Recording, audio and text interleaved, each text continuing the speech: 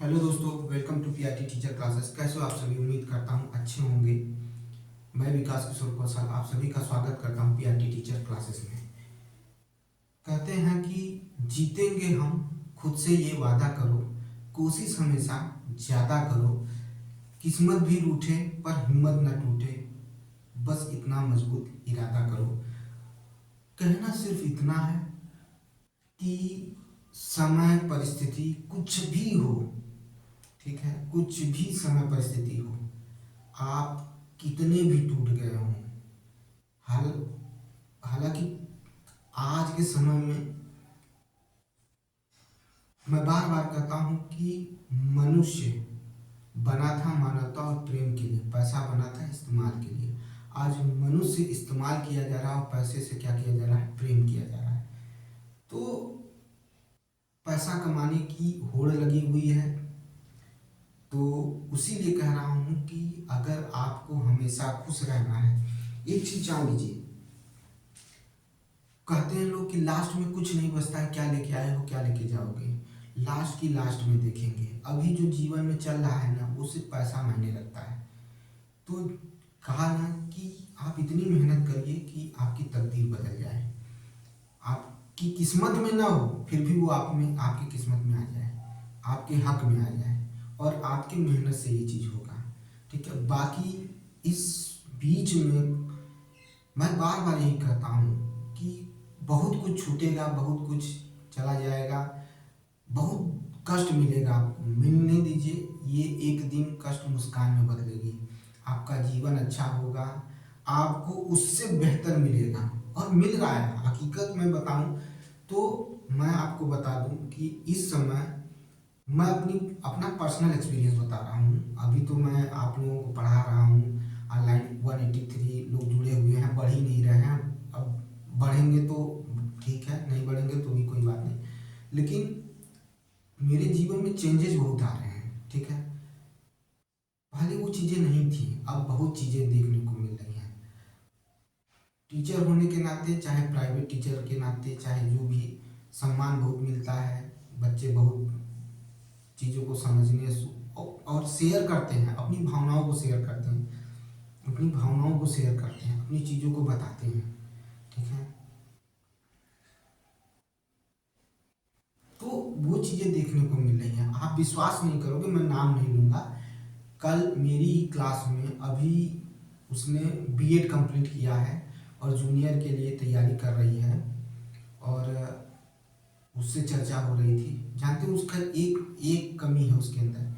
वो बोली मुझसे कि लड़की है बेचारी, बोली कि एक कमी है मैं सर मेरे अंदर, और सच में बहुत खतरनाक कमी है। नहीं बोलना चाहिए, मैं ना नाम लूंगा ना उसका करूंगा। ठीक है, कुछ नहीं, कोई वो उसने पर्सनल मुझसे बात की थी, और किसी उसकी आदत हो गई सिगरेट पीने की, और उसे कोई सिखा दिया है। ठीक है, उसके साथ ग्रेजुएशन में पढ़ने वाला कोई था, उसने सिखा दिया है। वो चोरी छिपे सिगरेट पीती है और कहती है सर बिना पिए रहा नहीं जाता है। हम कहे बेटा ये तुम्हारी कमजोरी है, ठीक है, कि रहा नहीं जाता है। ठीक है, लोग 10-10 साल, 15-15 साल के बाद डिवोर्स ले रहे हैं, एक दूसरे को छोड़ दे रहे हैं। 15 साल रहने वाला एक दूसरे को छोड़ दे रहा है। गर्लफ्रेंड बॉयफ्रेंड प्रेमी प्रेमिका छोड़िए, वो बहुत दूर की बात है। ठीक है, 100% में से 2%, 1% अपनी बात पे टिके रहते हैं, बाकी जहाँ पैसा मिला, जहाँ शोहरत मिली, वहाँ भाग लेते हैं। ठीक है, तो वो छोड़िए, लोग पति पत्नी होकर 15 साल के बाद डिवोर्स ले रहे हैं। ठीक है, वो कैसे एक दूसरे को छोड़ दिए? कहते हैं ना कि एक दूसरे के साथ आदमी एक कुत्ता पाल लेता तो उससे मुंह हो जाता है, लेकिन 15 साल एक लड़का एक लड़की एक औरत एक आदमी साथ में रहने के बाद भी उनके अंदर वो डिवोर्स ले लेते हैं और अलग हो जाते हैं, उनका मुंह टूट जाता है। तो ये तो निर्जीव सी चीज़ है और गलत चीज़ है, इसको काहे नहीं छोड़ सकते हैं? बहुत आराम से छोड़ सकते हैं, बस छोड़ने की कोशिश करो, छूट जाएगा। ठीक है, छोड़ने की कोशिश करो, छूट जाएगा। ठीक है, बहरहाल चीज़ें बहुत कुछ हैं, बात की जाए तो बहुत कुछ पे बात की जा सकती है, लेकिन लड़की है। और सिगरेट तो मैंने कहा ना, मैं जब ग्रेजुएशन कर रहा था दिल्ली से, तो उसी समय देख लिया था कि सिगरेट किस तरह से लड़कियाँ पीती। मेरी क्लास की खुद लड़कियाँ सिगरेट पीती थी, लेकिन क्या ही ज़रूरत है। लेकिन जब कोई मुझसे आकर एडवाइस मांगता है कि सर मेरे अंदर ये कमी है, ऐसी ऐसी चीज़ें होती हैं मेरे साथ, तो ज़रूर सजेशन देने की कोशिश करता हूँ और उसे बदलने की कोशिश करता हूँ। तो मैंने कहा कि कोशिश करो, बदल जाएगा। मैं तुम्हें ये फार्मूला नहीं बताऊँगा कि ऐसे बदलेगा वैसे बदलेगा, कुछ नहीं। मेरे पास, मैं डॉक्टर नहीं हूँ, ठीक है, लेकिन ये ज़रूर कहूँगा कि छोड़ने को तो लोग ऐसे भी छोड़ देते हैं। अब सोच लो बेटा कि तुम्हें क्या छोड़ना है, क्या पकड़ना है। और एक चीज़ याद रखिएगा, अच्छे इंसान, बुरा इंसान, ये भी नशे की तरह होते हैं, ठीक है। एक समय बाद भगवान आपको खुद, अगर आप अच्छे इंसान हो तो भगवान आपको खुद उस इंसान से दूर ले जाएंगे, ठीक है। उस इंसान से दूर ले जाएंगे, आपको उस इंसान से एकदम दूर रखेंगे। मन की हो, देखिए एक चीज सुन लीजिए, इंसान के मन की हो तो अच्छा है, अगर भगवान की मन की होने लगे तो बहुत अच्छा है, तब तो बहुत अच्छा है। ये चीज जान लीजिए और स्वीकार करिए उसको। हाँ, जब अपने मन की ना हो तो आप गलत डायरेक्शन में मत चलिए, अपने आप को डिप्रेशन में मत लाइए, ठीक है। तब भगवान जो चाहते हैं उनके अनुसार चलना शुरू कर दीजिए। नाम लीजिए कि हे भोलेनाथ, जो भी हो, आप जिस भी कम्युनिटी से हो, सम्मान है तो हे अल्लाह, ठीक है। अगर आप क्रिश्चियन हैं तो हे यीशु, ठीक है। आप जिस धर्म से हो, जिनको मानते हो अपना आदर्श, उनका नाम लीजिए और उनके दिखाए हुए मार्ग पर चलना शुरू करिए। वहाँ दो रास्ते दिखेंगे, एक गलत रास्ता दिखेगा, एक अच्छा रास्ता दिखेगा। तो आप अच्छे रास्ते को चुनकर उनका नाम लेकर आगे बढ़िए। और जहाँ पर आपको किसी ने छोड़ा है या आपके द्वारा गलती कुछ भी हुई हो, जिसकी वजह से कुछ चीज़ें अनबैलेंस हुई हो, तो वहाँ से अपना रास्ता बदलने की कोशिश करिए। किसी के लिए बाबा बनने की ज़रूरत नहीं है, ठीक है। किसी के लिए बाबा बनने की जरूरत नहीं है। क्यों बनेंगे? आईआईटी, जिस तरह से इस समय प्रयागराज में अलग अलग चीज़ें देखने को मिल रही कि लोग बाबा बन रहे हैं, ये बन रहे हैं, वो बन रहे हैं, ऐसे ऐसे लोग हैं जो आईआईटी, अरे आईआईटी किए हैं, पास हुए हैं, इतना पैसा लिए हैं, इतना किए हैं, तो इसी के लिए किए हैं। मेरा सीधा सिद्धांत है, अपने कर्म को साफ रखिए, मेहनत करिए, लाइफ बनाइए, जीवन में जो भी चीज़ें हैं, जो चीज़ बनी हो उसको करिए, ठीक है। जरूरी, मैं ये नहीं कह रहा हूँ कि वैराग्य या सन्यासी जीवन खराब है, नहीं, बहुत अच्छा जीवन है, लेकिन हर कोई उसके लिए नहीं बना हुआ है, ठीक है। हर कोई उसके लिए नहीं बना है। मैं तो बिल्कुल नहीं बना हूँ, साफ बात है।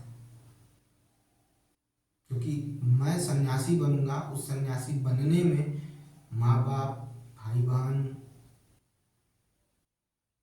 का जीवन बर्बाद हो जाएगा, ये अथक सत्य है, ठीक है। इसको इस तरह से मत लीजिएगा कि नहीं आप सन्यासी को, नहीं, मैं सन्यासी का विरोध नहीं कर रहा हूँ, उनकी मानसिकता है, उनका अपना विचार है। मेरा विचार ये नहीं है कि किसी के लिए सन्यासी बन जाए, किसी के लिए जीवन भर ऐसे ही मूर्खों की तरह गुजारते हैं, नहीं,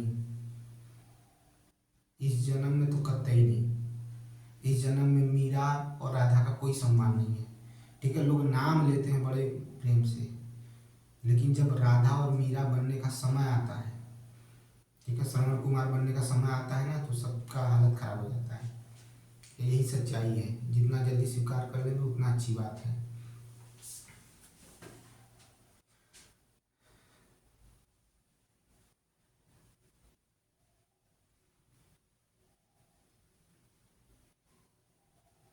आज का समय ये है, अगर कोई आपसे बेहतर खोज रहा है तो आप उससे बेहतर खोजने की कोशिश करिए, उससे बेहतरीन बनने की कोशिश करिए। आज का समय ये है। आज आप किसी के लिए रो के बिलख कर आजीवन संन्यास ग्रहण करिए, आजीवन ऐसे रहिए, आपकी कोई गिनती नहीं होगी, आप दो कौड़ी के दो गिने जाएंगे, याद रख लीजिए। अगर आपको जानना है, आपको समझना है कि चीज़ें कैसी होती हैं, या आपको कुछ अच्छा करना है, या एहसास दिलाना है किसी को कि नहीं आई एम द बेस्ट, तो बेस्ट बनकर दिखाइए, खुद ही समझ में आ जाएगा। चलिए शुरू करते हैं आज का चैप्टर। आज का चैप्टर है चैप्टर नंबर 4। हम लोगों ने इससे पहले स्ट्रक्चर ऑफ एटम और मॉलिक्यूल्स पढ़ लिए थे। आज हम लोग पढ़ेंगे स्ट्रक्चर ऑफ एटम।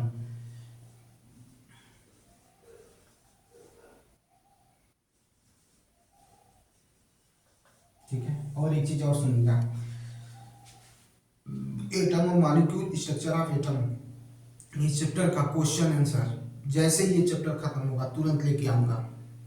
और उसमें कम से कम 50 क्वेश्चन, प्रीवियस ईयर के क्वेश्चन देखने को मिलेंगे, 50 क्वेश्चन देखने को मिलेंगे प्रीवियस ईयर के। इतने लेवल तक का करा के जाऊंगा, ठीक है। और तैयार रहिएगा, ठीक है। बस कहते हैं ना कि सुविधाओं की कमी है भाई, नहीं, आप लोगों से ऑनलाइन जुड़ने में कोई दिक्कत नहीं है, लाइव आने में कोई दिक्कत नहीं है, लेकिन सुविधाओं की कमी है मेरे पास हकीकत में, ठीक है। तो इस चीज़ को समझिए। तो जिस दिन वो चीज़ें पूरी हो जाएंगी वो भी हो जाएगा, वो भी मैं करने का प्रयास कर रहा हूँ, ठीक है। चलिए, स्ट्रक्चर ऑफ एटम यानी परमाणु की संरचना, परमाणु की संरचना के बारे में पढ़ेंगे। अब हम पढ़ेंगे, कल मैंने जैसे कि बात की थी, चर्चा की थी आपसे, बहुत अच्छी चर्चा, लास्ट में बहुत अच्छी चर्चा हुई थी, ठीक है। परमाणु के जो स्ट्रक्चर ऑफ एटम के हिसाब से देखा जाए तो परमाणु में जो परमाणु होता है, ठीक है, ये परमाणु है, इसमें एक नाभिक होता है, फिर इसके चारों तरफ जो कक्षाएं होती हैं, ठीक है, उसमें इलेक्ट्रॉन होता है, इसमें क्या होता है, प्रोटॉन प्लस न्यूट्रॉन होता है, ये जीरो होता है, ये प्लस होता है और ये माइनस होता है, ये सारी चीज़ें चर्चा हुई थी। और न्यूक्लियस होता है, नाभिक जो होता है, ठीक है, ये चर्चा हो गई थी। अभी इसमें बहुत कुछ बाकी है, अब हम पढ़ेंगे और पूरे जोर शोर से पढ़ेंगे और अच्छे से पढ़ेंगे, समझ कर पढ़ेंगे, ठीक है। सारी चीज़ों को हमें पढ़ना है और उसके बाद तब आगे बढ़ना है, ठीक है। कल ही हमने बोला था इलेक्ट्रॉन को कैथोड किरण और प्रोटॉन को क्या कहा जाता है, एनोड किरण भी कहा जाता है। ये अपने दिमाग में रखिएगा, ठीक है, अपने दिमाग में रखिएगा, ठीक है। और भेदन क्षमता जो होती है सबसे अधिक इसकी होती है, फिर इसकी होती है, फिर ये होती है लास्ट में, ये भी चर्चा हो चुकी थी। आज उसी सब को मैं लिखवाऊंगा, उसी सब को खत्म करूंगा धीरे धीरे, आज वही सारी चीजें चलेंगी। तो चलिए शुरू करते हैं सेशन को और पढ़ते हैं बेस्ट तरीके से। और यही कहेंगे कि मुझसे जितना हो सकता है, मुझे जितना नॉलेज है मैं उसको पूरा लगाने की कोशिश करूंगा और आपको समझाने की कोशिश करूंगा। और आपसे यही कहूंगा कि जितने लोग देखते हैं कम से कम उतने लोग क्या करें, दूसरों को शेयर करें, दूसरों को भेजें, ताकि क्या हो सके, आगे कार्रवाई आगे बढ़ सके और आगे लोग देखें, ठीक है। देखिए एनसीईआरटी का पहला, ठीक है, एनसीईआरटी का पहला जो क्या कहते हैं, जो हेडिंग है वो क्या है, तो उसके बारे में देखा जाए तो पदार्थों में आवेशित कण, ठीक है, पदार्थों में आवेशित कण, ठीक है।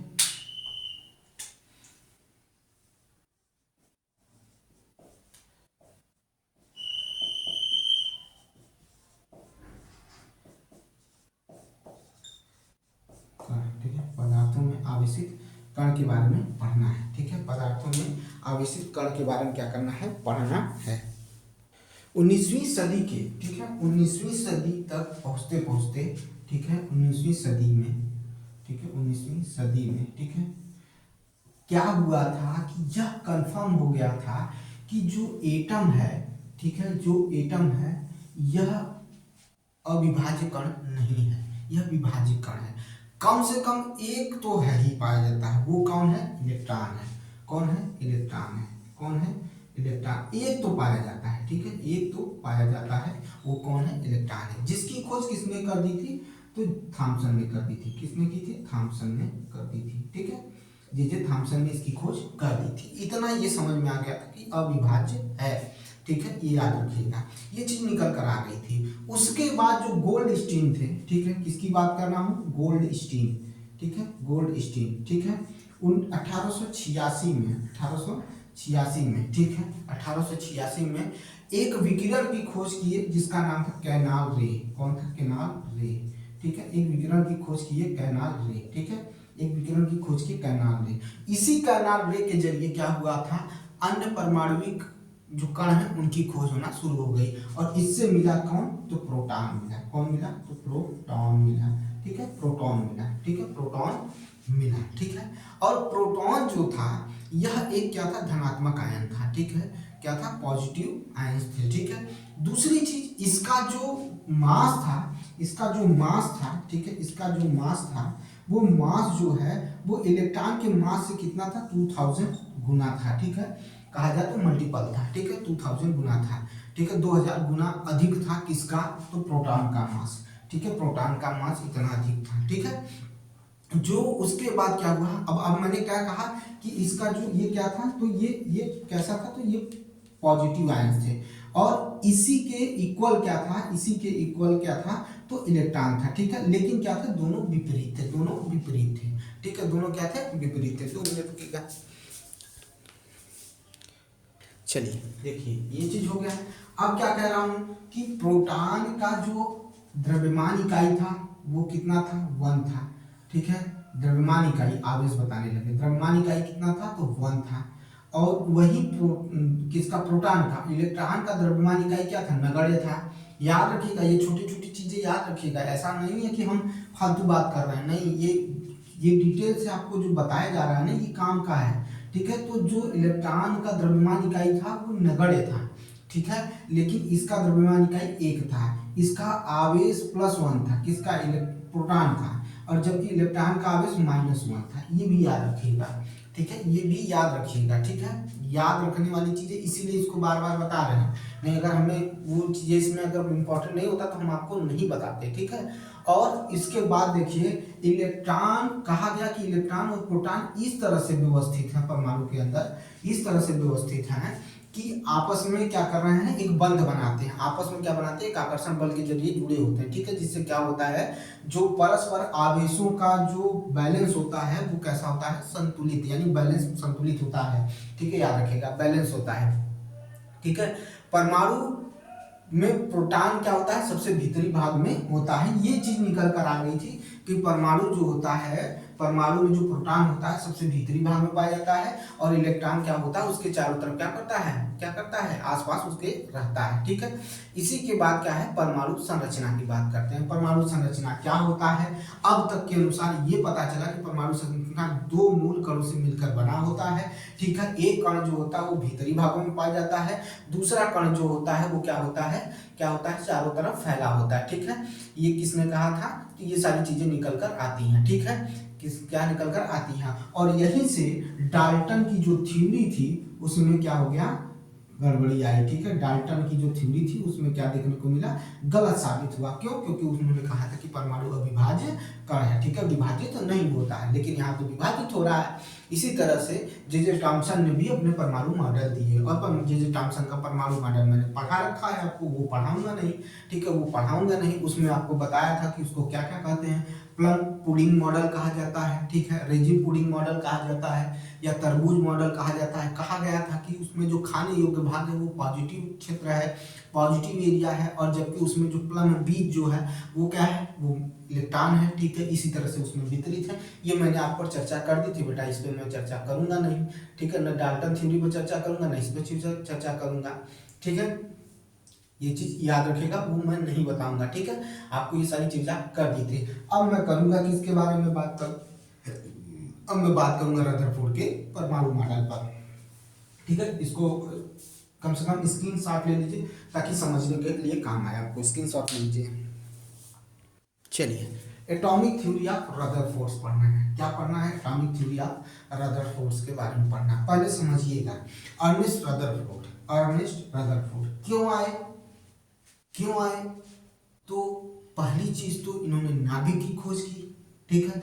दूसरी चीज और विश्लेषण करना था इनको, परमाणु के बारे में और क्या करना था, चीजों को मतलब क्या करना था, उनको चीजों को और क्या करना था, विस्तार करना था, ठीक है, उनको चीजों के बारे में और विस्तारित रूप से बताना था, इसीलिए ये आए, ठीक है, इसीलिए आए, ठीक है, इसीलिए ये आए, ठीक है, याद रखिएगा, ठीक है, इसीलिए आए। और कहा जाता है कि नाभिकीय भौतिकी जो था उसके जनक माने गए, इसी के लिए इन्हें क्या मिला था, नोबेल पुरस्कार भी मिला था, याद रखिएगा, ठीक है, क्या कहा था, नोबेल पुरस्कार भी मिला था, ठीक है। क्यों मिला था, तो परमाणु की नाभिक के खोज के लिए मिला था, परमाणु की नाभिक की खोज के लिए इन्हें क्या मिला था, तो नोबेल पुरस्कार मिला था, ठीक है, क्या मिला था, नोबेल पुरस्कार मिला था, ठीक है, नोबेल पुरस्कार ही मिला था, याद रखिएगा, ठीक है। अब इन्होंने जो बहुत याद रखिएगा, सबसे बेसिक चीज बताने कर रहा हूँ, भाई ये क्यों उसमें और खोज करना चाहते थे? तो ये इलेक्ट्रॉन की स्थिति देखना चाहते थे कि इलेक्ट्रॉन किस तरह से परमाणु के अंदर व्यवस्थित है। इससे पहले थॉमसन ने क्या कहा कि इलेक्ट्रॉन जो होता है प्लम यानी बीज की तरह क्या होता है, फंसा रहता है जगह जगह पर, और खाने योग्य भाग जो होता है वो धनावेश होता है।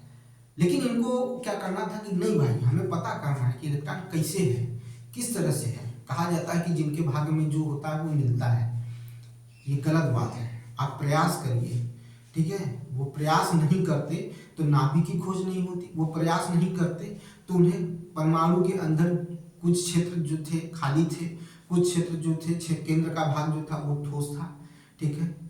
वो सारी चीजें उन्होंने निकाल कर लाया, ठीक है। भाग्यवाद उनके लिए है जो सिर्फ बैठ के हाथ जोड़ के बैठे रहते हैं कि जितना नसीब में रहेगा वो आएगा, वैसे ही उनके नसीब में जितना रहता है वो आता है। लेकिन जिनको कहते हैं कि पाना है वो मेहनत करके उस चीज को पाते हैं, ठीक है। जो नहीं किस्मत में रहता उसको भी अपने हाथ में ले आते हैं, अपने नसीब में ले आते हैं, ठीक है। अब इन्होंने किया क्या भाई, चूंकि गोल्ड जो है, ठीक है, गोल्ड की जो आघातवर्धनीयता है, ठीक है, वो सबसे ज्यादा है, ठीक है।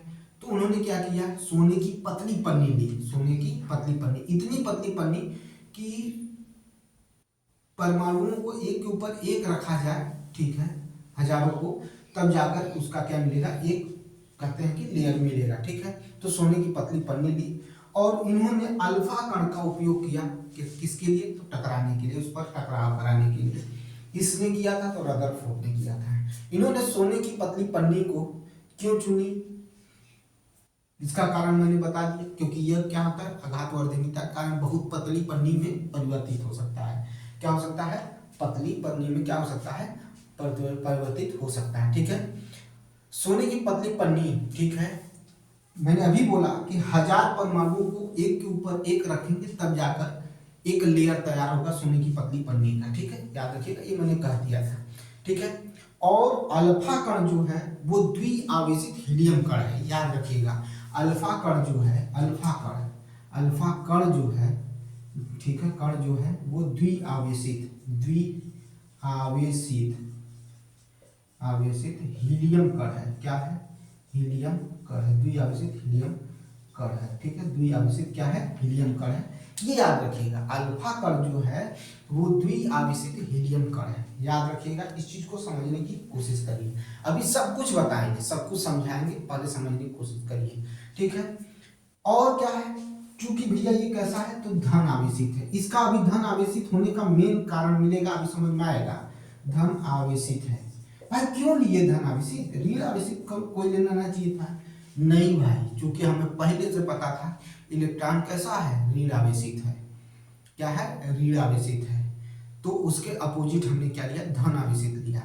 और इसी से नाभिक का पता भी चला, क्योंकि धन आवेशित नाभिक था, तो जब ये इसका क्या कराए थे, जब टकराव कराए थे क्या हुआ था, रिपल्सन हुआ था, क्योंकि धन आवेश क्या करेंगे, रिपल करेंगे, धन आवेश ऋण आवेश क्या करेंगे, अट्रैक्ट करेंगे। समझिएगा, कोई भी चीज लिया गया है तो उसका क्या कारण है, तो इसी वजह से ये क्यों लिया गया, धन आवेशित लिया गया, ठीक है। क्या लिया गया, धन आवेशित लिया गया है। लाइन टू लाइन पढ़ लेना बहुत बड़ी चीज नहीं होती है, ठीक है, बहुत बड़ी चीज नहीं होती है, उसको पढ़कर समझना बहुत बड़ी चीज होती है, ठीक है, उसको पढ़कर समझना बहुत जरूरी है, ठीक है।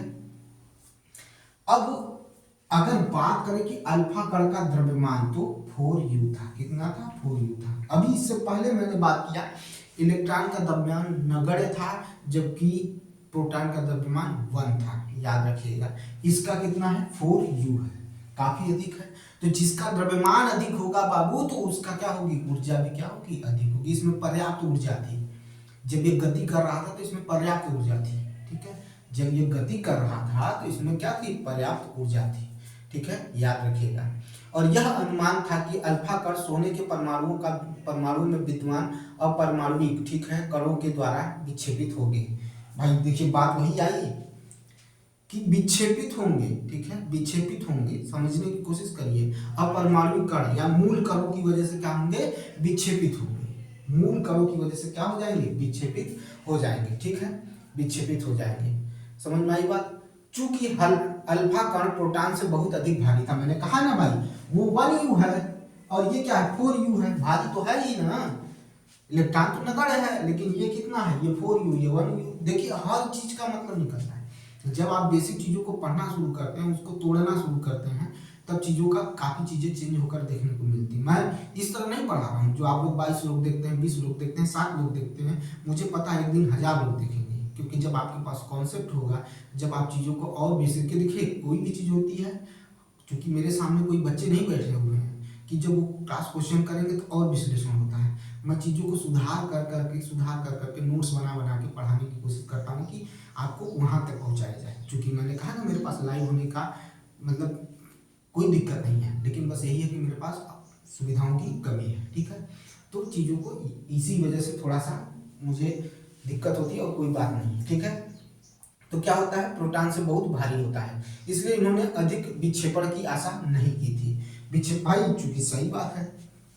आप एक चीज को समझने की कोशिश करिएगा, बाहुबली को, ठीक है, बाहुबली, अरे बाहुबली कह रहे हैं यार, सिंपल सा ले लेते हैं कि एक बुलेट को और एक कहते हैं कि सिंपल सा जो एक्सेल आता है, ठीक है, जिस पे सामान ढोते हैं, उन दोनों की कैपेसिटी को देखा जाए, क्षमता को देखा जाए तो बहुत अंतर है, ठीक है। बुलेट के सामने तो उसका जो कैपेसिटी वो नगण्य माना जाएगा, ठीक है। तो वही चीज कह रहा है कि जब बुलेट और एक्सेल को चलाया जाएगा तो बुलेट पता नहीं कितना आगे निकल जाएगा, और एक्सेल वहीं क्या होगा आपको देखने को मिल जाएगा।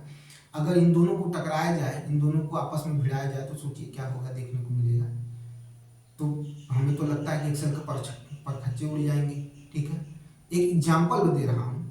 तो कहीं ना कहीं तो ये सोचे थे कि जो बुलेट की तरह जो अल्फा कण है वो अपने रास्ते से विक्षेपण क्या होगा, नहीं देखने को मिलेगा, ठीक है। आशा नहीं की थी उन्होंने, लेकिन अब आशा के विपरीत क्या होता है, शेर को सवा शेर मिलता ही है, एक चीज याद रखिएगा।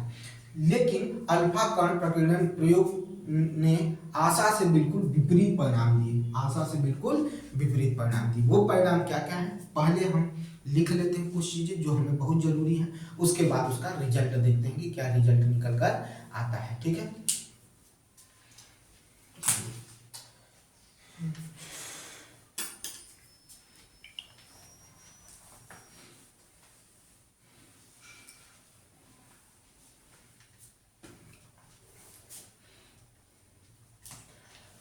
स्टोरी की तरह लिखेंगे, अर्नेस्ट, ठीक है, अर्नेस्ट रदरफोर्ड ने, अर्नेस्ट रदरफोर्ड ने,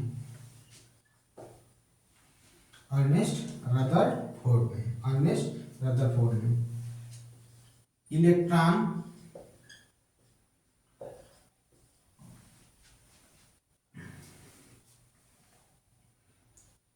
की स्थिति का पता लगाने के लिए पता लगाने के लिए अर्नेस्ट रदरफोर्ड ने इलेक्ट्रॉन की स्थिति पता लगाने के लिए एक प्रयोग किया ताकि यह पता चल सके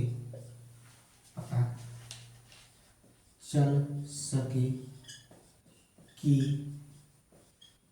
इलेक्ट्रॉन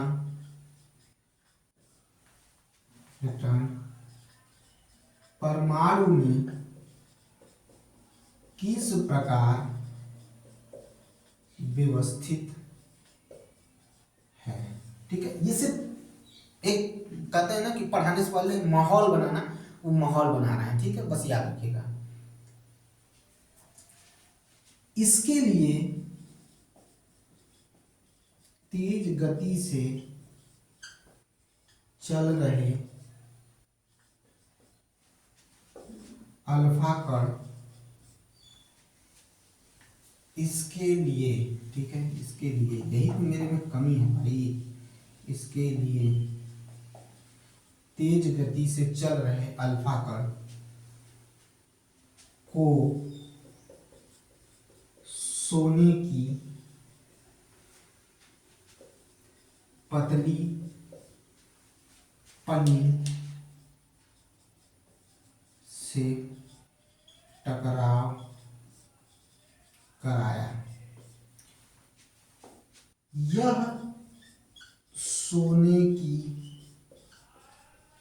पतली पन्नी, यह सोने की पतली पन्नी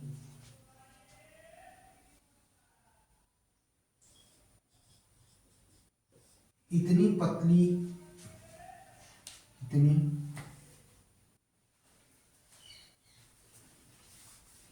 इतनी पतली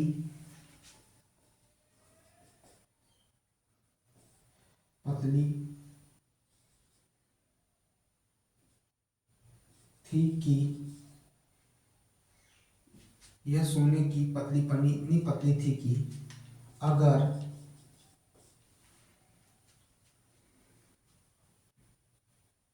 अगर परमाणु को एक के ऊपर एक रखने पर एक के ऊपर एक रखने पर हजारों परमाणु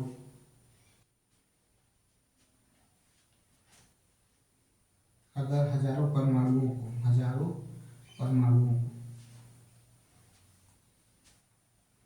अगर हजारों परमाणुओं को एक के ऊपर एक रखने पर तब कहीं जाकर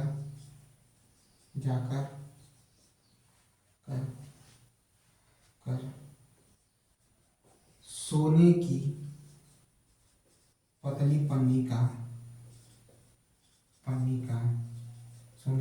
पन्नी का निर्माण होगा।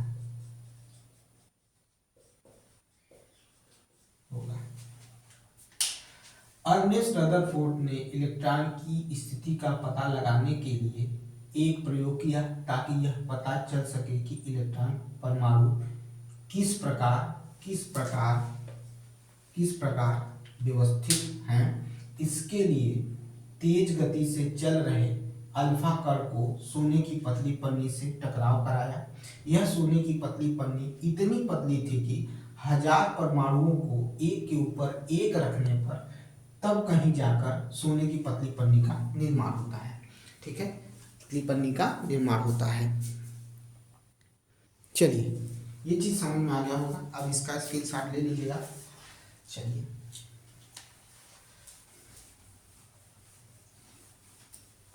अभी मैंने क्या बोला कि अल्फा कण जो था वो द्विआवेशित हीलियम कण है। अल्फा कण जो है वो द्विआवेशित हीलियम कण है, और हीलियम जो गैस है वो क्या है, वो उसके कहा जाता है कि हीलियम जो है वो क्या है, हीलियम, आर्गन, नियान। ठीक है, ये सारी गैसों के बारे में आप जानते हैं।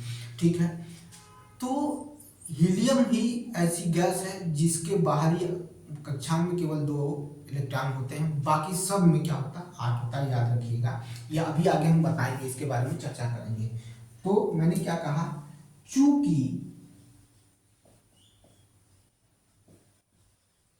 अल्फा कण द्विआवेशित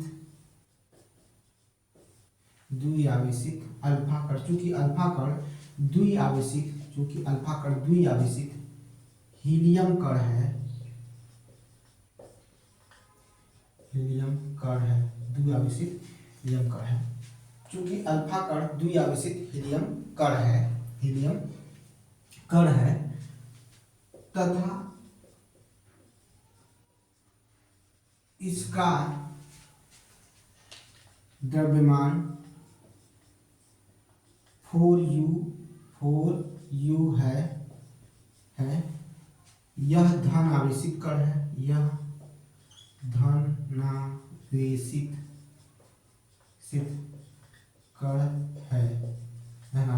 कण है, यह धनावेशित कण है। 4u, जबकि इलेक्ट्रॉन कैसा है, नगण्य है उसका द्रव्यमान, ये 4u है। ठीक है, 4u है, समझने की कोशिश करिएगा। और प्रोटॉन का वही क्या है, 1u है। याद रखिएगा, समझने की कोशिश करिएगा। है तथा यह एक है, यह धनावेशित कण है। अतः गति के समय इसमें पर्याप्त ऊर्जा होगी, गति के समय इसमें पर्याप्त ऊर्जा होगी, गति के समय इसमें क्या होगी, गति के समय इसमें पर्याप्त ऊर्जा होगी। ठीक है, गति के समय इसमें पर्याप्त ऊर्जा होगी, जिसके कारण इसमें विक्षेपण देखने को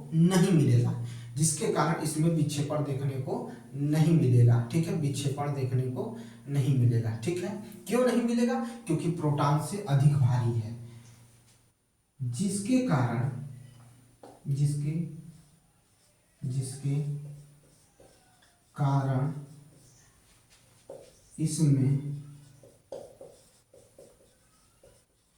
विक्षेपण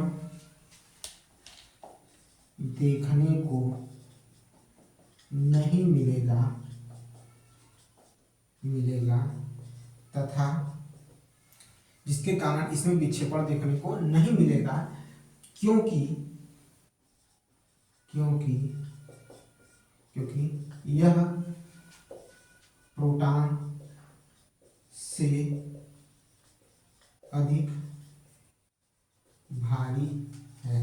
से अधिक भारी है, ठीक है।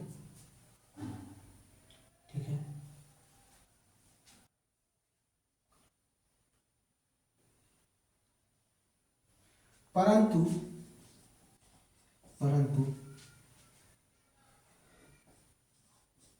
इसके प्रयोग के बाद जो परिणाम मिले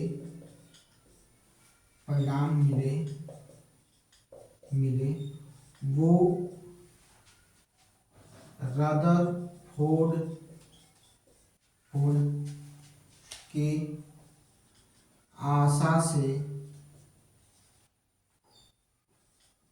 आशा से बिल्कुल विपरीत थे। ठीक है, चूंकि अल्फा कण द्विआवेशित हीलियम कण है तथा इसका द्रव्यमान 4u है, यह धन आवेशित कण है, अतः गति के समय, ठीक है, गति के समय इसमें पर्याप्त ऊर्जा होती है, जिसके कारण इसमें विक्षेपण देखने को नहीं मिलेगा, क्योंकि यह प्रोटॉन से अधिक भारी है। परंतु इसके प्रयोग के बाद जो परिणाम मिले वो रदरफोर्ड के आशा से बिल्कुल विपरीत था। ठीक है, बिल्कुल क्या था, विपरीत था। तो जो परिणाम मिले हैं अब उस पर चर्चा करेंगे। ये तो मैंने कहा ना कहानी लिखवाई है, हाँ भाई ये इंपॉर्टेंट है और ये इंपॉर्टेंट है, ठीक है, इनको जरूर दिमाग में रखिएगा, ये इंपॉर्टेंट है। ठीक है, समझ में आई बात, और इसमें पर्याप्त ऊर्जा होती है, ये थोड़ा याद रखिएगा। ठीक है, ये चीजें याद रखिएगा। तो चलिए पहले स्क्रीनशॉट ले लीजिए। चलिए ये हो गया, चले आगे। चलिए अब परिणाम देखेंगे, एक एक करके परिणाम देखना शुरू करेंगे और उनको नोट करना शुरू करेंगे। पूछा वही जाएगा भाई, अगर पूछा जाएगा तो वही पूछा जाएगा। ठीक है, पहले उस पर चर्चा कर लेते हैं, फिर उनको लिखवाते हैं, एक एक करके लिखवा देंगे। ठीक, चलिए चर्चा करते हैं, पहले समझने की कोशिश करिएगा। जो परिणाम निकल कर आया, तो यह परिणाम निकल कर आया कि जब अल्फा कण की बमबारी शुरू हुई तो उन्होंने देखा कि अधिकतर अल्फा कण क्या है, पन्नी को पार करके निकल जा रहे हैं। ठीक है, पन्नी को आसानी से क्या कर रहे हैं, पार करके क्या हो जा रहे हैं, सोने की पतली पन्नी को पार करके सीधे निकल जा रहे हैं भैया। ठीक है, कोई मतलब नहीं है। ठीक है, तो इससे यह निकल कर आया कि जो परमाणु है उसका अधिकतर भाग क्या है, खाली है। ठीक है, ये पहला निकल, देखिए हम आपको आम बोल भाषा में समझा रहे हैं, नहीं तो इसको थोड़ा सा टफ बना सकते हैं, नहीं बनाना है। हम ये कहेंगे कि अधिकतर खाली क्या था भाग, परमाणु का अधिकतर भाग क्या है, खाली है। ठीक है, ये चीज निकल कर आती है, एक चीज को समझने की कोशिश करिए। दूसरी चीज क्या निकल कर आई, दूसरी चीज निकल के आई कि कुछ अल्फा कण जो थे वो बहुत छोटे कोण से, छोटे एंगल से क्या हुए थे, उनमें विक्षेपण देखने को मिला था। और क्या देखने को मिला, तो प्रत्येक 12,000, ठीक है, प्रत्येक 12,000 कणों में से एक कण क्या हो रहा था, वापस लौट के आ रहा था। एक कण क्या हो रहा था, वापस लौट के आ रहा था। याद रखिएगा, ये तीन चीजें अभी पहले समझिए, फिर और आगे चलते हैं। ठीक है, ठीक है। और मैंने कहा कि परमाणु के भीतर का अधिकतर भाग, पहला ही मैंने कहा कि क्योंकि सीधी रेखा निकल जा रहे थे, सीधे पाथ पर चले जा रहे थे, तो परमाणु के भीतर का अधिकतर भाग क्या है, खाली है। ये चीज चर्चा हो गई है। ठीक है, ठीक है, अगर फिगर रहता आपको दिखा देते। ठीक है, तो अधिकतर भाग क्या है, खाली है। ठीक है, अधिकतर भाग क्या है, खाली है, इसी वजह से क्या हो गया, पार करके निकल गया है। ठीक है, छोटे एंगल से क्या हुआ है, छोटे कोण से क्या हुआ, विक्षेपित हुए हैं। बहुत ही कम अल्फा कण, बहुत ही कम 180 डिग्री पर विक्षेपित हुए हैं। 180 डिग्री पर क्या हुए हैं, विक्षेपित हुए हैं। ठीक है, विक्षेपित हुए हैं या विपरीत दिशा में लौटे हैं, विपरीत दिशा में लौटे। एक तो ये कॉल जो आ रहा है यार, क्या ही कहें हम। चलिए देखिए, समझने की कोशिश करिएगा, फिर से समझिएगा। मैंने कहा कि 180 डिग्री पर बहुत ही कम ऐसे कण थे जो विक्षेपित हुए। इससे क्या निष्कर्ष निकलता है, इससे ये निष्कर्ष निकलता है कि जो परमाणु के अंदर का जो नाभिक है वो बहुत कम आयतन में है, उसका द्रव्यमान भी कम है। अगर हम परमाणु की त्रिज्या, कल बताए थे आपको, परमाणु की त्रिज्या और परमाणु के नाभिक की त्रिज्या का तुलना करें तो 10⁵ गुना क्या है, परमाणु की त्रिज्या अधिक होती है नाभिक से। तो ये चीज भी निकल कर आ गई और यहीं पर पता चल गया कि जो केंद्र का भाग है वो क्या है, ठोस है, वो क्या है, ठोस है। बाकी उसके चारों तरफ क्या है, खाली है। इसी वजह से परमाणु जो अल्फा कण है वो सीधे पार निकल जा रहे हैं। ठीक है, क्या हो रहा है, सीधे पार निकल जा रहे हैं। ठीक है, सीधे क्या हो जा रहे हैं, पार निकल जा रहे हैं, ये निष्कर्ष निकल कर आया। ठीक है, अगर इतना समझ गए हैं तो इतने को पहले क्या किया जाए, लिख लिया जाए। ठीक है, पहले क्या किया जाए, लिख लिया जाए। चलिए लिख लेते हैं।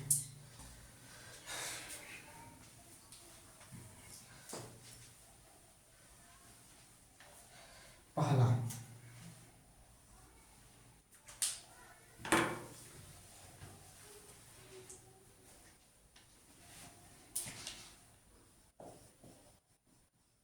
परमाणु के नाभिक, परमाणु के नाभिक, सॉरी अरे आप क्या लिखा रहे हैं, क्या पढ़ते, क्या प्राप्त करते हैं, क्या हो जाता है।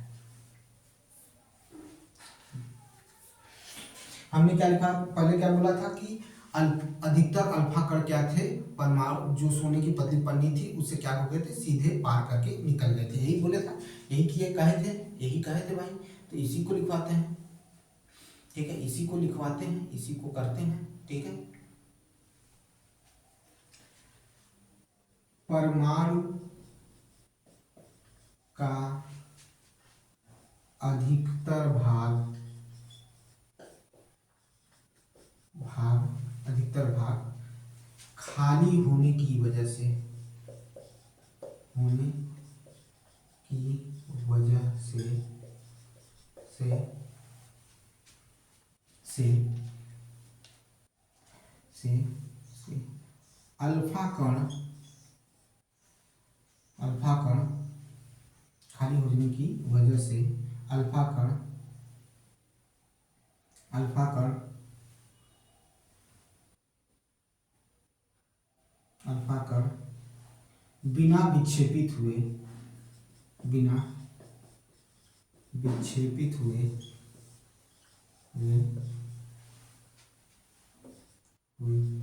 सोने की पतली पन्नी को, सोने की पतली पन्नी को, पन्नी को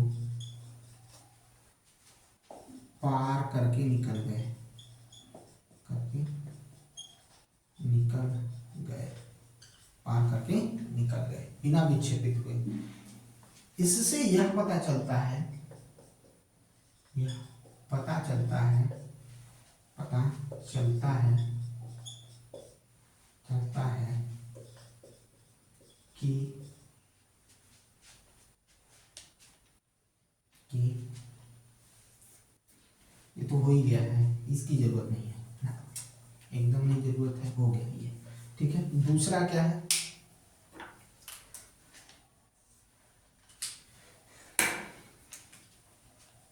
बहुत ही कम अल्फा कण, अल्फा कण, कम अल्फा कण, कण अपने मार्ग से, अपने मार्ग से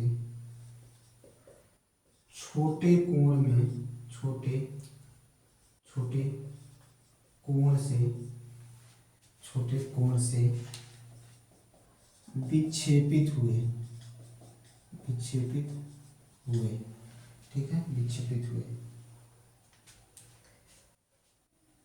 विक्षेपित हुए, ठीक है, छोटे कोण से विक्षेपित हुए, ठीक है। और क्या है,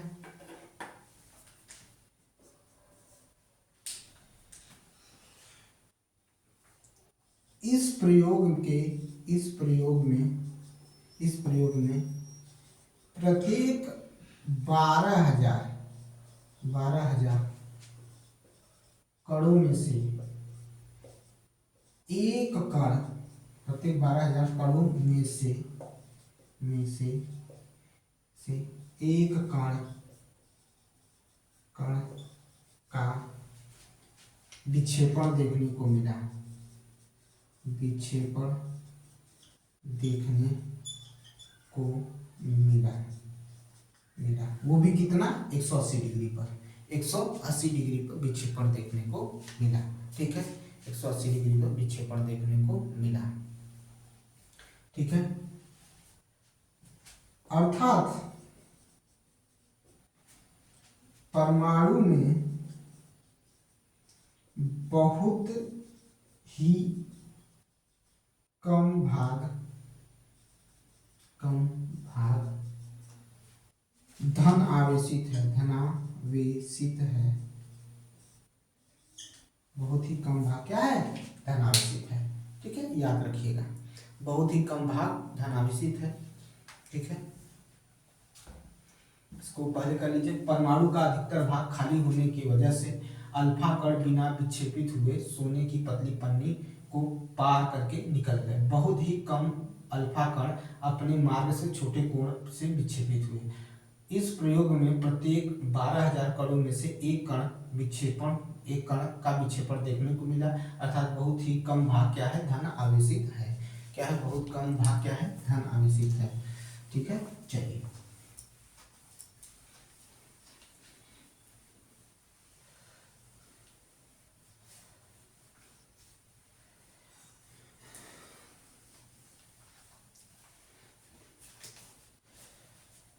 चौथा,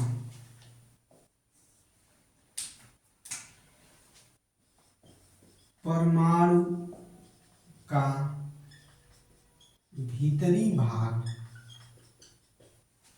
जो बहुत कम धनावेशित है,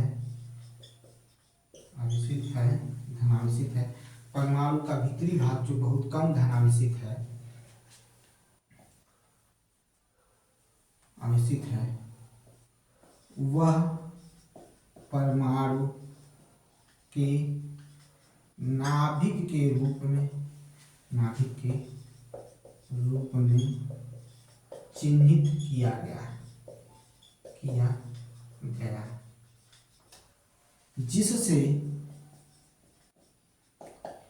जिससे अल्फा कण 180 डिग्री पर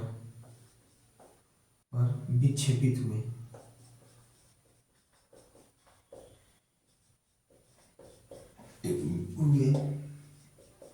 जिनकी संख्या क्या बहुत ही कम थी, अर्थात नाभिक का आयतन व त्रिज्या परमाणु से कम था। अगर त्रिज्या की बात करें,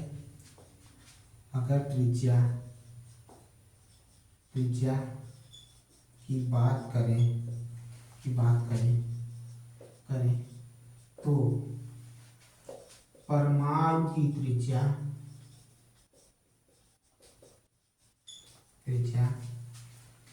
नाभिक की त्रिज्या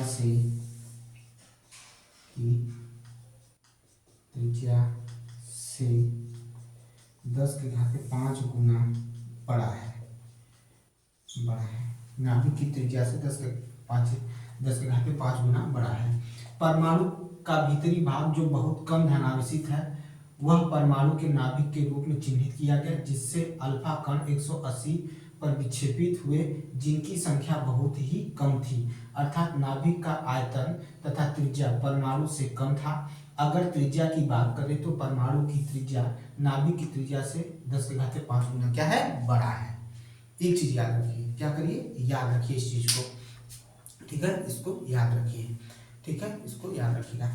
अब इससे क्या हुआ कि निम्नलिखित लक्षण देखने को मिले, जो रदरफोर्ड का जो प्रयोग था इससे निम्नलिखित लक्षण देखने को मिले, ठीक है। ये लक्षण देखने को मिले कि जो नाभिक का केंद्र है, सॉरी परमाणु का केंद्र है, वो धनावेशित है। पहला चीज ये याद रखिएगा भाई, मैंने कहा था जब सेम सेम आयंस मिलेंगे तो वो क्या करेंगे, रिपल्सन करेंगे, पॉजिटिव पॉजिटिव मिलेंगे रिपल्सन करेंगे, ठीक है, जिसे नाभिक कहा गया, ठीक है। और क्या कहा, नाभिक के चारों तरफ क्या है, वर्तुलाकार मार्ग में क्या करते हैं, इलेक्ट्रॉन चक्कर लगाते हैं। ये रदरफोर्ड ने कहा वर्तुलाकार मार्ग में क्या करते हैं, चक्कर लगाते हैं। ये अभी लिखवाऊंगा, वर्तुलाकार मार्ग में क्या करते हैं, चक्कर लगाते हैं। नाभिक का आकार परमाणु के आकार तुलना में काफी कम है, ये तो अभी यही लिखा हूँ, ठीक है, यही लिखा हूँ। तो क्या लिखना है, देखिएगा,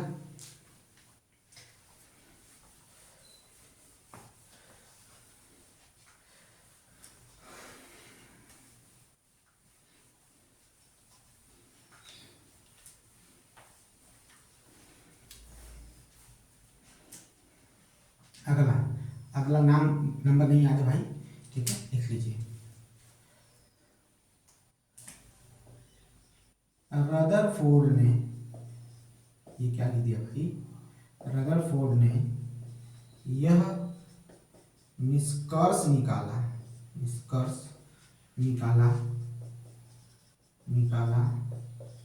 कि इलेक्ट्रॉन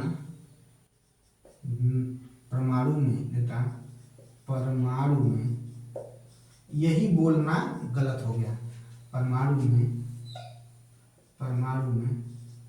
वर्तुलाकार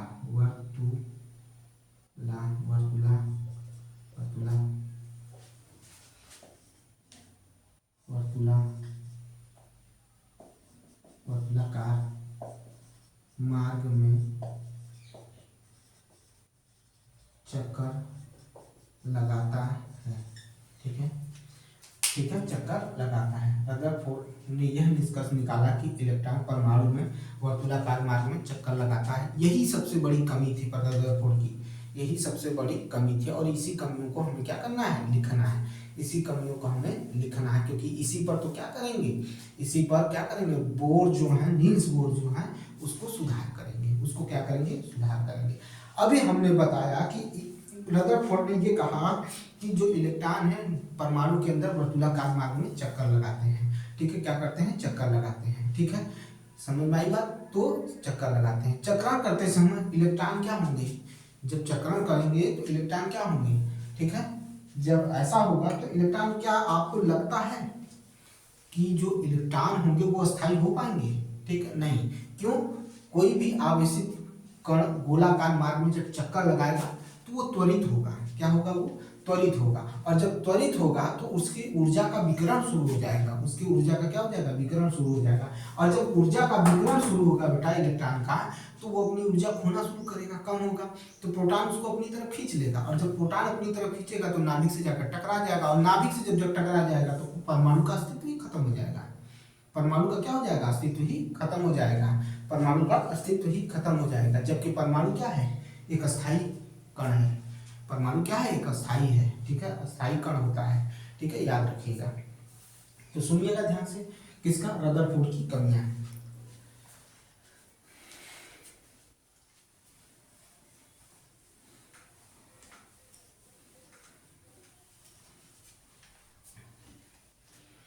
पहले स्याही भर ले भाई,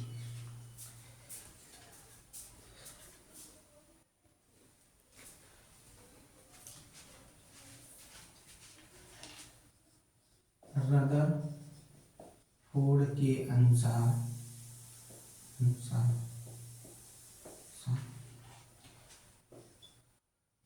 इलेक्ट्रॉन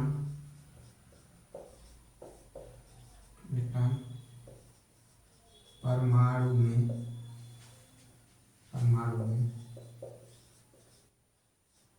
वर्तुलाकार मार्ग पर चक्कर लगाता है, वर्तुलाकार मार्ग में चक्कर लगाता है, जिससे वह त्वरित होगा, जिससे वह त्वरित होगा और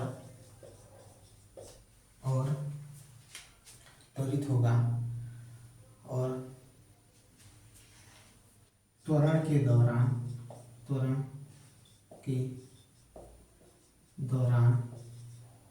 ऊर्जा का विकिरण शुरू हो जाएगा, ऊर्जा का विकिरण शुरू हो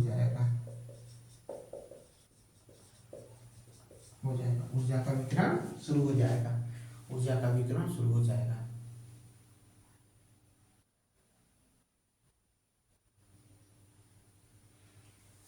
इस प्रकार बात हो चुकी है। इस प्रकार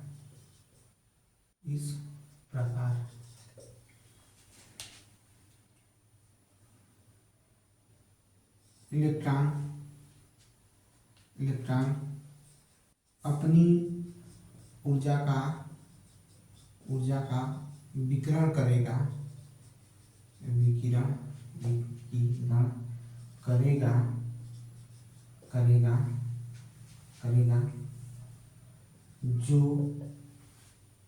जो एक समय बाद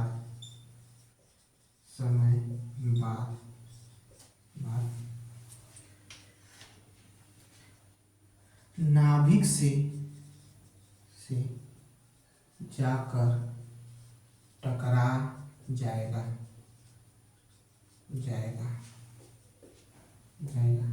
जिससे परमाणु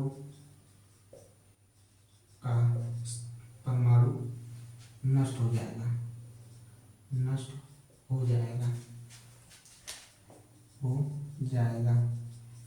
परमाणु नष्ट हो जाएगा। जबकि परमाणु स्थायी होता है। यही कमी थी। रदरफोर्ड के अनुसार इलेक्ट्रॉन परमाणु में वर्तुलाकार मार्ग पर चक्कर लगाता है, जिससे वह त्वरित होगा। त्वरण के दौरान ऊर्जा का विकिरण शुरू हो जाएगा। इस प्रकार इलेक्ट्रॉन अपनी ऊर्जा का विकिरण करेगा, जो एक समय बाद नाभिक से जाकर टकरा जाएगा, क्योंकि भाई नाभिक उसको अपनी तरफ खींच लेगा, जिससे परमाणु नष्ट हो जाएगा। जबकि परमाणु क्या है? अस्थायी है भाई। परमाणु क्या है? अस्थायी है। ठीक है, परमाणु क्या है? अस्थायी है। ठीक है, ये चीज समझ में आ गया। यहाँ तक हम लोगों ने पढ़ लिया। अब हम पढ़ेंगे कल बोर्स के बारे में, बोर्स मॉडल पढ़ेंगे और कल तेजी से खींचेंगे। ठीक है, तेजी से चीजों को खत्म करने की कोशिश करेंगे। ठीक है, कल इसकी हो सकती है परमाणु की संरचना की लास्ट क्लास हो, उसके बाद आपका क्वेश्चन होगा। तो बस यही रिक्वेस्ट है कि अगर आपको चीजें सही लग रही हैं तो कमेंट किया करिए, इसको शेयर करिए और सब्सक्राइब करिए मेरा चैनल। मिलते हैं नेक्स्ट वीडियो में। बहुत बहुत धन्यवाद।